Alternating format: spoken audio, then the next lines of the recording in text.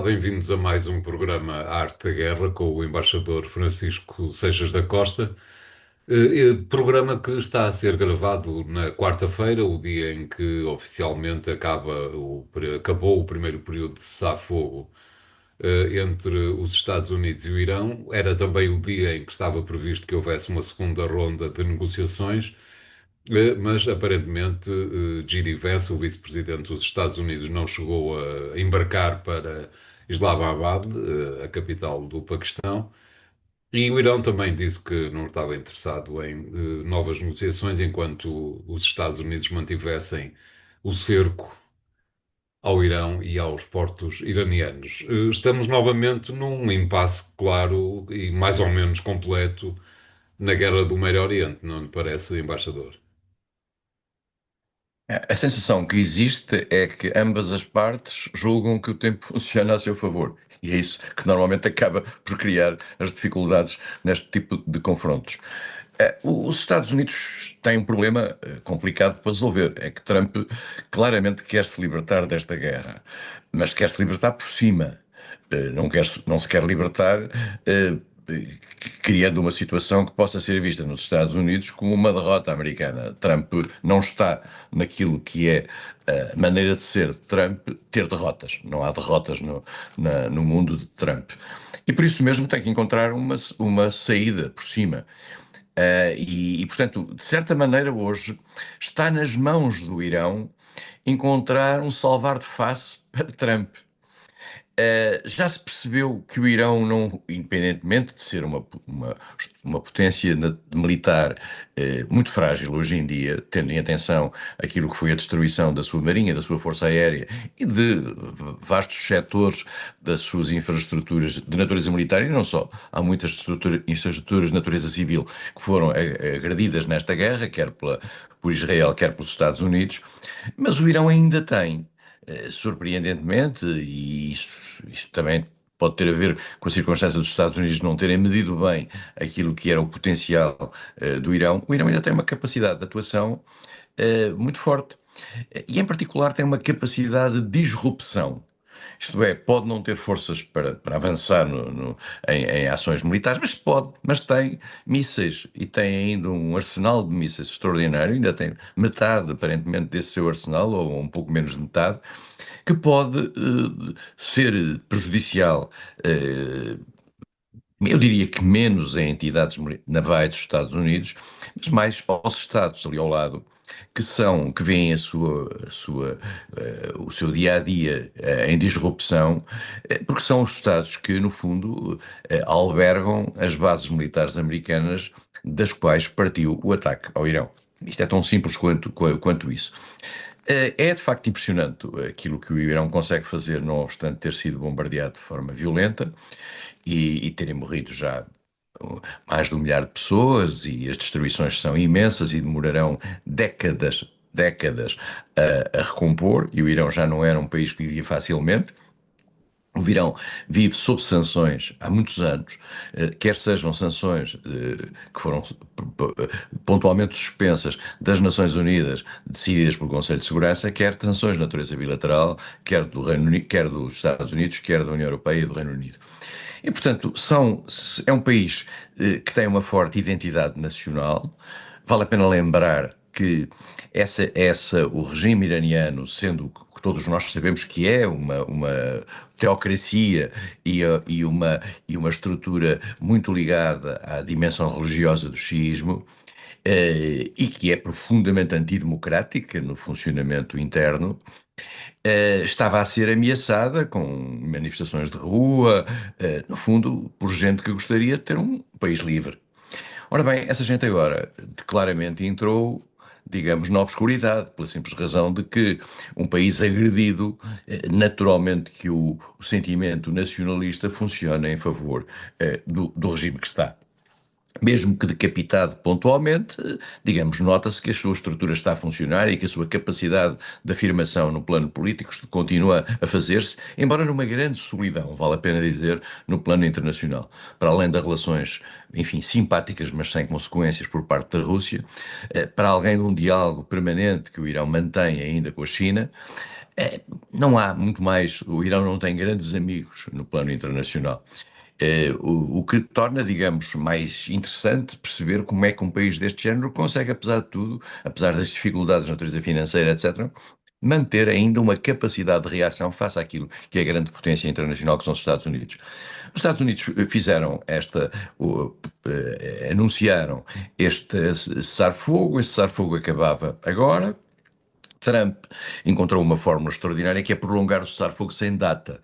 Bom, quer dizer, por isso simplesmente significa não atacamos, para já. Mas se amanhã lhe apetecer atacar, ataca. Portanto, que o prolongamento do cessar-fogo será até o dia em que os americanos o romperem. E, portanto, mas também está nas mãos do Irão qualquer tipo de proposta, e a verdade é que o Irão, como o António referiu, não foi à reunião que era para ter lugar no Paquistão, e isso levou a que J.D. Vance também não fosse. Ao que parece, vale a pena apenas acompanhar aquilo que diz a imprensa americana mais informada. Ao que parece, o acordo que estaria em cima da mesa, por muito irónico que isto seja, e que seria uma base a partir da qual se poderia fazer ali um entendimento da pacificação no relacionamento bilateral, é muito parecido com o acordo de 2015 que Obama assinou. Bom, nós não temos pormenores, nem sabemos se isto é verdade, mas os sinais que existem é que as coisas estão assim. O que é, no fundo, o acordo? É o colocar o urânio enriquecido sob vigilância, seja no exterior, seja no interior, com intervenção da Agência Internacional de Energia Atómica, etc. Eh, e, no fundo, o Irão estar sujeito a um conjunto de observação. E, portanto, ter eu diria, uma soberania limitada relativamente àquilo que é a sua possibilidade de utilização de energia nuclear. Eh, Exatamente aquilo que era em 2015 proposto pela administração Obama, proposto e aceito por todas as partes envolvidas. Todas, e António, vale a pena dizer quem eram. Eram os três países europeus, a Alemanha, a França e o Reino Unido, eram os Estados Unidos, era a Agência Internacional de Energia Atómica e a ONU, e era a China e a Rússia. Porque o assunto passou em Conselho de Segurança e teve o apoio dos dois. O que significa, portanto, mas quem é que não estava com este acordo? Israel. E, portanto, por como Israel não estava com este acordo, Israel continuou a fazer lobby dentro dos Estados Unidos no sentido de dizer que o acordo era frágil. E Trump, mal entra na Casa Branca, suspende a sua aplicação do acordo. E isso fez com que os iranianos disseram: sendo assim, nós continuamos a enriquecer agora, já, sem nos sujeitarmos à vigilância da Agência Internacional de Energia Atómica. Portanto, os Estados Unidos perderam ali uma oportunidade, a Europa entrou em pânico com isso, porque percebeu que tinha-se dado uma carta branca, de certa maneira, ao Irão. Israel encontrou ainda mais razões para ser negativa e convenceu os Estados Unidos a fazer este tipo de ação. A primeira é de há um ano, lembremos-nos, em que os Estados Unidos disseram que obliteraram toda a estrutura, depois deram conta que não obliteraram nada, já hoje isso se reconhece. Portanto, Israel volta a insistir no ataque. E volta a insistir, os Estados Unidos e hoje sabe-se pormenores daquilo que foi a decisão, o processo decisório relativamente a este ataque. Sabe-se da ida de Benjamin Netanyahu à Casa Branca, da reunião, e há pormenores sobre a reunião que Benjamin Netanyahu teve na Casa Branca, em que explicou, isto é um déjà vu, é um remake, explicou que no Irão, a partir do momento em que houvesse um ataque israelita e americano ao Irão, as forças anti-sistema dos ayatollahs viriam ao de cima e tomariam o país. Já se verificou isto que em 2003, com o Iraque, deu no que deu e agora deu no que deu. Não há o mais pequeno sinal de que haja uma mudança de regime à vista, mesmo com decapitação sucessiva dos vários líderes. Portanto, hoje em dia nós não sabemos o que é que vai acontecer. Sabemos uma coisa, que Israel não quer este acordo, que Israel está insatisfeito com o cessar-fogo, que procurará encontrar todos os motivos e convencer os Estados Unidos desses mesmos motivos para quebrar o cessar-fogo e voltar ao ataque ao Irão. O Trump está, apesar de tudo, um pouco preocupado com os efeitos de natureza económica que esta guerra tem e que um regresso à guerra pode ter outra vez, com os impactos que são para o resto do mundo em geral, mas são também para os Estados Unidos. E nós temos que perceber que o countdown para as eleições intercalares de novembro está aí e Trump não quer criar, digamos, impactos de natureza económica, nomeadamente em matéria de inflação, que possam dar aos americanos a noção de que estão outra vez num caminho para piorar a sua vida. Os americanos têm um voto muito ligado ao bem-estar. Independentemente das questões ideológicas, religiosas, etc. Mas é muito ligado ao bem-estar. E o americano médio, que é aquele que, no fundo, decide quem ganha de um lado ou do outro, está hoje muito preocupado pelo prolongamento desta guerra. E Trump sabe isso. E essa é a razão pela qual criou este modelo, que é um modelo extraordinário, que é um cessar-fogo permanente até que eu diga que não. Eh, é verdadeiramente uma ironia, dado que constata-se que realmente a guerra no Médio Oriente fortaleceu o regime iraniano e enfraqueceu o regime norte-americano. É de facto irónico. No outro lado da guerra, embaixador, está convencido que o facto de Israel estar disponível para negociar com o Líbano é uma disponibilidade verdadeira ou é só um encobrimento para continuar os ataques até quando lhe apetecer? Eu acho que Israel foi obrigada a negociar com o Exatamente. Líbano. Foi obrigada a negociar com o Líbano. E foi obrigado a cessar os ataques ao Líbano, o que não significa que fosse obrigada a sair do Líbano, porque Israel continua a ocupar grande parte do Líbano portanto, eu acho que é uma atitude meramente tática. Acho que Israel não tem o mais pequeno interesse em apaziguar as relações com o Líbano. Já percebeu que não será pressionado excessivamente por parte da União Europeia. Já se viu que todos os países da União Europeia, menos dois, tinham pedido a suspensão do acordo com Israel, no sentido de dar um sinal a Israel. Mas eu volto a lembrar uma coisa que mais importante do que este acordo, etc., é necessariamente as questões de natureza económica que têm a ver com o fornecimento de material de guerra. E o material de guerra israelita continua a ser grande parte de origem europeia, nomeadamente ao nível de munições. Portanto, as pessoas que morrem com tiro israelita morrem com balas europeias. Isso é uma questão que não consegue comover a Europa. A Europa tem dois pesos e duas medidas. Tem um peso e uma medida para a Ucrânia, e tem um peso e outra medida para Israel. E vale a pena ouvir a senhora Ursula von der Leyen ao comentar quanto aborrecido era a circunstância de haver um país europeu, agora viu-se que são dois, não é só a Alemanha, é também a Itália, que quebraram a unanimidade. Olha que pena, quebraram a unanimidade, que chatice. Pois, este tipo de linguagem, este tipo de atitude, não era o mesmo quando o Sr. Orbán quebrava a unanimidade relativamente à Ucrânia. Aí era um traidor à Europa. Agora não. Agora é alguém que até dá jeito, pela simples razão de que a Europa não quer tomar esta medida e quer encontrar, inclusivamente, um responsável para se esconder atrás da sua cobardia. Exatamente. Obrigado, embaixador. Vamos fazer aqui o primeiro intervalo do programa de hoje. Voltamos já de seguida com o segundo tema. Até lá, obrigado.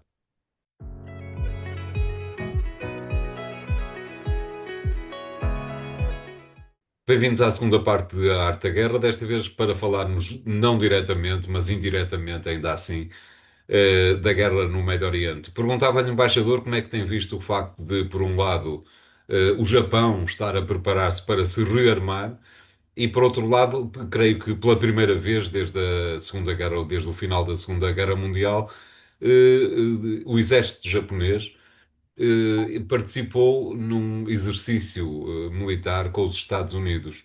É evidentemente aquilo que parece ser uma tentativa de cercar. Cercar não é fácil, dado que o país é grande, mas de maniatar a liberdade marítima da China, não lhe parece?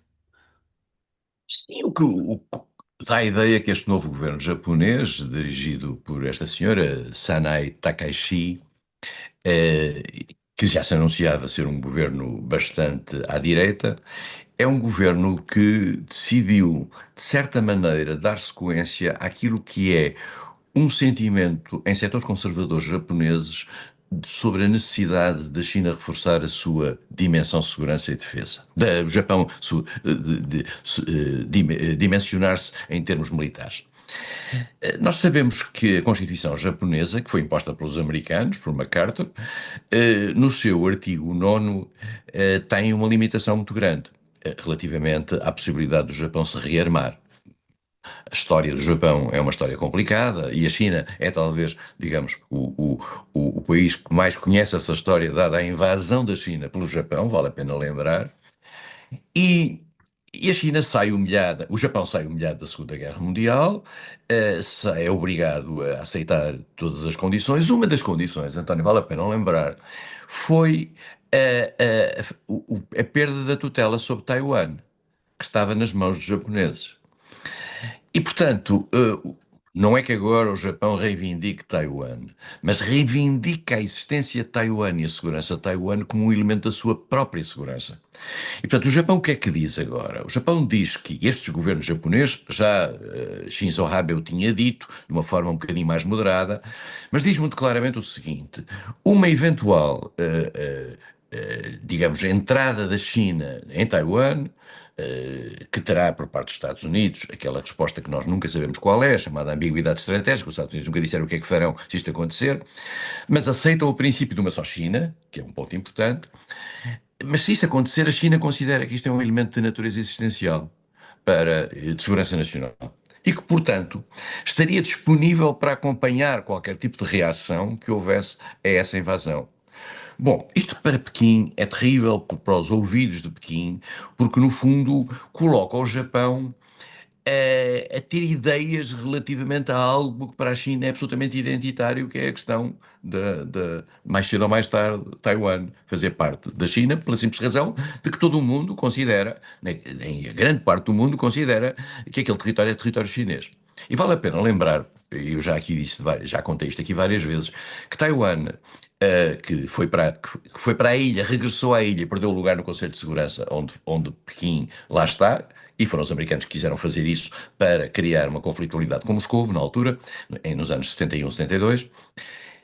Taiwan, neste momento, é um Estado, no plano internacional, que não é reconhecido nas Nações Unidas e não é reconhecido por muitos países. E não tem embaixadas em muitos países, não há relações diplomáticas, porque a China fez um proselitismo anti-Taiwan, vamos ser claros.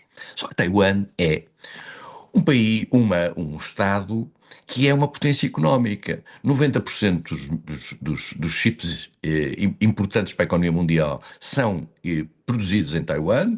Vários países estão a tentar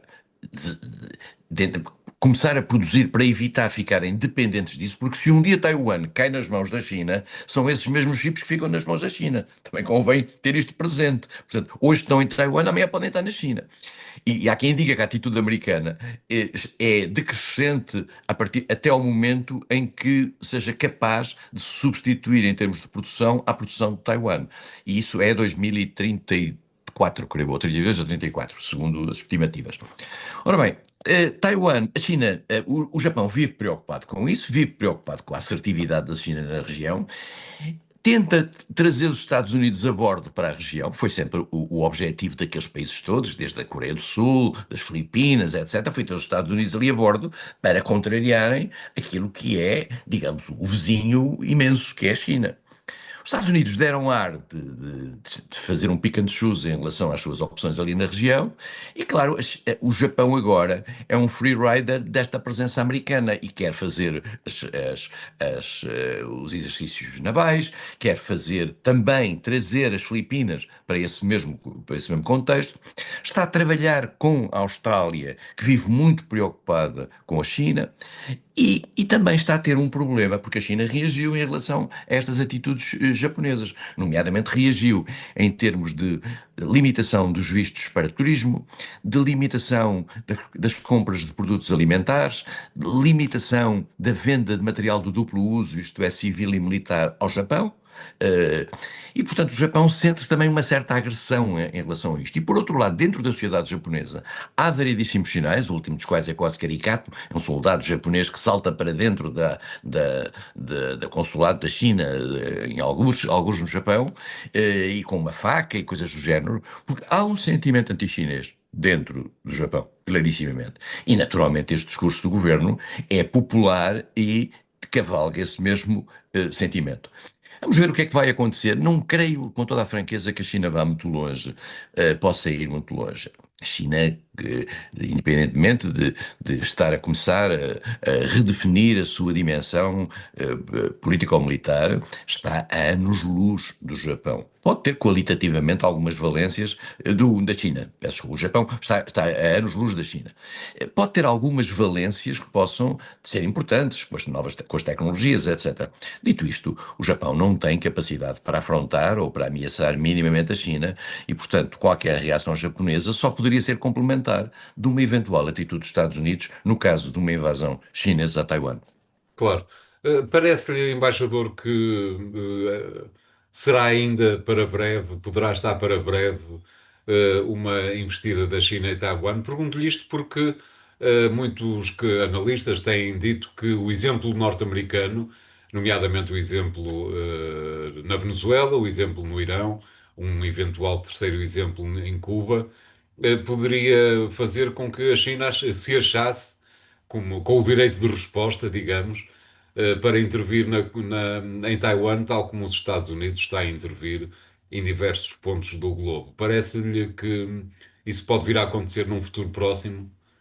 A China tem um calendário que era E apontado tem para tempo, a China tem tempo, os Estados Unidos não têm 2040. tanto. Tem, mas a China teria uma desvantagem em proceder dessa forma rapidamente. Porque o António tem razão. Os Estados Unidos deram um argumento à China para poder atuar na sua zona de interesse. E isso significaria Taiwan. E a China não veria isso com maus olhos.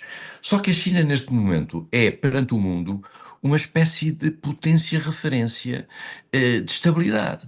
Perante uns Estados Unidos, que são eles próprios um fator de instabilidade na ordem global, a China aparece hoje como um oásis de respeito pelo multilateralismo, de um conjunto de uma reação. Olha o que aconteceu relativamente às tarifas. A China reagiu como reagiu toda a gente. E, portanto, a única coisa em que a China, digamos, funciona um pouco à margem é nas zonas do Mar do Sul da China e também no Mar Oriental da China, que é aquele que diz respeito ao Japão. A China tem uma atividade militar e até económica. Há uma exploração de hidrocarbonetos em áreas que o Japão considera que são deles. Portanto, há ali uma ação de expansão, de expansionismo sereno. A China também tinha feito isso no passado de forma discreta relativamente à nova Rota da Seda, tinha feito isso em África, como nós nos lembramos ao longo das últimas décadas, tinha feito isso na América Latina, inclusivamente na própria Venezuela, e portanto a China é um ator, digamos, pouco vocal. Contrariamente aos Estados Unidos, que são hipervocálicos. A China é um ator mais sereno. E nesta fase, a China procurará ter razões para poder atuar, e não é de excluir que amanhã a China pudesse, em contrapartida, por exemplo, esta ação que os americanos fizeram de bloqueio do Golfo Pérsico, poder ter uma ação num outro estreito qualquer daquela área. Isso criaria problemas não só aos Estados Unidos, mas também a outros países. A China pode dar-se ao luxo disso. E há um momento que eu devo confessar que me preocupou muito, que foi o momento em que os Estados Unidos proibiram a entrada de barcos chineses no Golfo Pérsico. Nós não estamos habituados a testar a China contra a parede, e esta era a primeira vez que isso ia acontecer. E a China, vamos ser claros, é um poder nuclear, não tem comparação com os Estados Unidos como poder militar, mesmo como poder económico.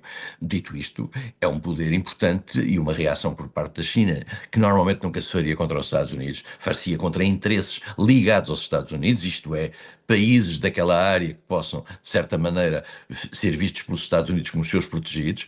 Se a China tivesse esse tipo de ação, naturalmente que países como o Japão, como as Filipinas, como a Coreia do Sul, como a própria Indonésia, e a Austrália, muito em particular, que tem uma consciência cada vez mais evidente disso, ficariam preocupados. E também há um outro país que fica preocupado, embora esteja mais silencioso e em cima da ponte, que é a Índia. Portanto, a afirmação chinesa isto também não deixaria de ter consequências. Mas, portanto, eu não vejo neste momento que haja uma crise com o Japão. Acho que a crise com a Índia, entre os Estados Unidos e a China, eu acho que deve haver aqui umas conversas de corredor, porque o discurso de Trump na preparação da sua ida lá em maio, é um discurso acomodatício. Ora, só pode ser acomodatício um discurso que, ao mesmo tempo, seja acomodatício para aquilo que são os interesses da China no Irão. Claro, evidentemente. Talvez estejam todos a preparar-se na China para qualquer coisa mais próxima do ano 2049, quando fizerem 100 anos da Revolução. Nessa Eu acho que altura, este programa é capaz, de, nessa altura, já estar nos arquivos, António. estaremos um pouquinho mais velhos, mas com certeza ainda iremos dizer qualquer coisa sobre a matéria. 2049 é capaz de ser complicado. É capaz de ser complicado, se calhar estamos a fazer companhia a Mao Tse-tung, que nesta altura deve estar a dar voltas na campa quando vê a sua China belicosa a ser tão capaz de estabelecer concórdia no resto do mundo. Vamos fazer aqui o segundo intervalo do programa de hoje. Voltamos já de seguida com o terceiro tema. Obrigado e até lá.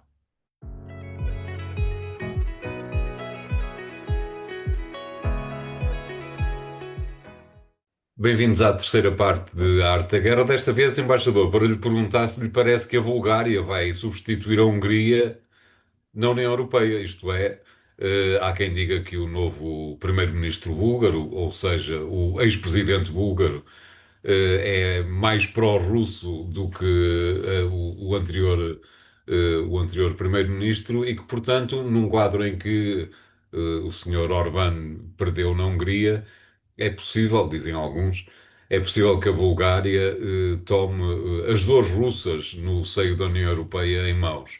Parece-lhe que isso pode acontecer, embaixador?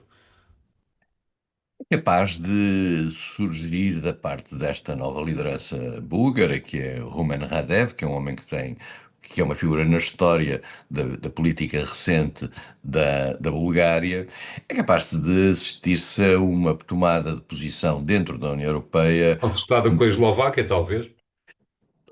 do mesmo género. Porque nós vemos as tomadas de posição de Robert Fico na Eslováquia, que não eram idênticas às de Orbán. Razão pela qual as pessoas conseguem, apesar de tudo, viver com Fico. E assim, acho que vão viver com Radev. Radev, a Bulgária é um país com uma grande dependência, um país que está no euro. Curiosamente, Radev contestava o euro, mas não está disposto a pôr em causa a presença no euro. É um país nato, naturalmente, como são todos aqueles países. É um país que teve sempre um discurso, não é um estender de mão, mas um diálogo com o Moscovo, que pode contrariar, digamos, aquela linguagem mais belicista que está ligada a muitos países, aliás, da franja de proximidade, como é o caso, como são o caso dos Bálticos ou da Polónia. E, portanto, nós vamos assistir provavelmente a uma mudança de linguagem na Bulgária, mas eu acho que Radev não tem espaço para poder ser um troublemaker, para poder criar dificuldades. Isto é, vai com certeza fazer pedidos, porque a dependência dos fundos europeus da Bulgária é muito grande.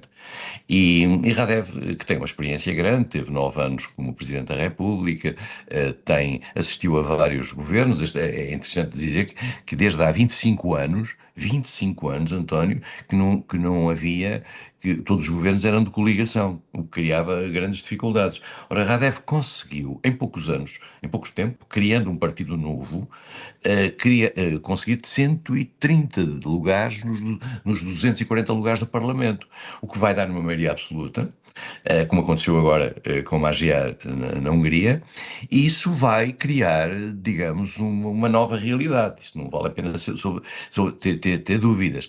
E, portanto, mas não vai opor-se, em primeiro lugar, às sanções russas, não vai opor-se, embora tenha uma linguagem, digamos, parecida nesse aspecto com a de Orbán, relativamente à guerra na Ucrânia, mas é preciso perceber que há um fator que Orbán não tinha e que Radev tem, é que há uma grande indústria de munições que não vão diretamente para a Ucrânia, mas são compradas por terceiros países dentro da União Europeia para venderem à Ucrânia.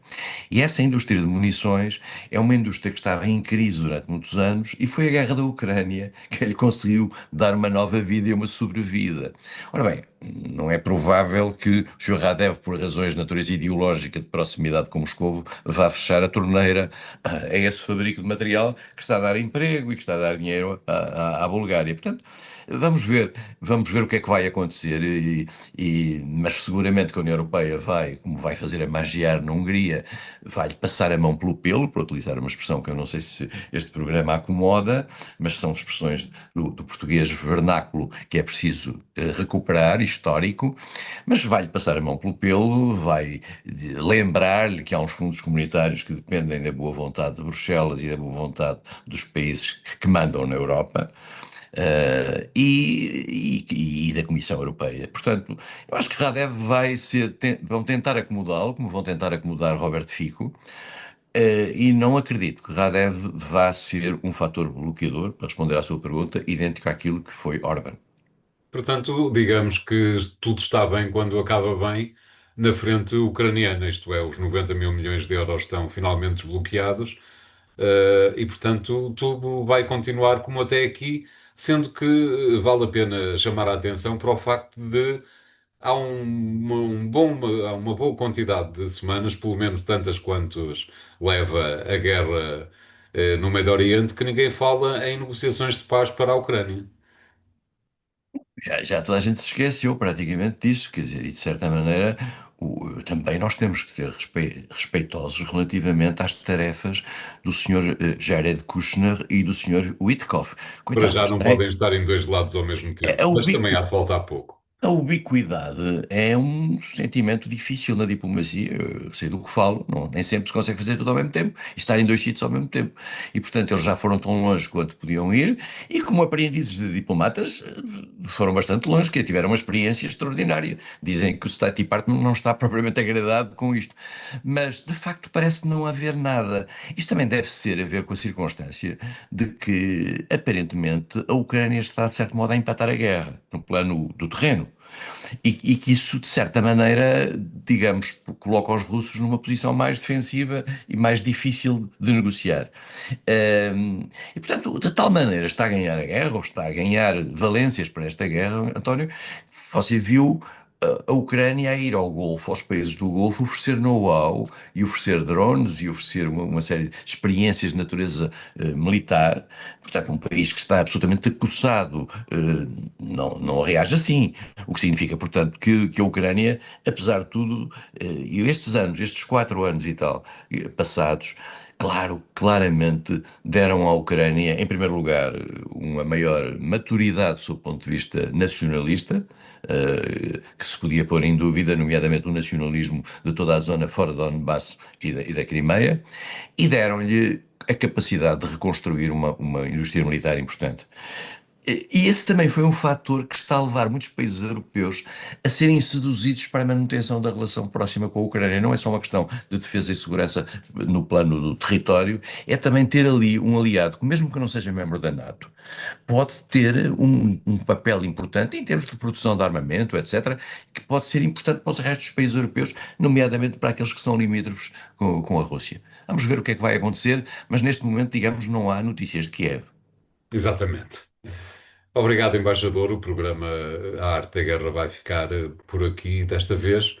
Continuem a seguir-nos no site do Jornal Económico e nas suas redes sociais.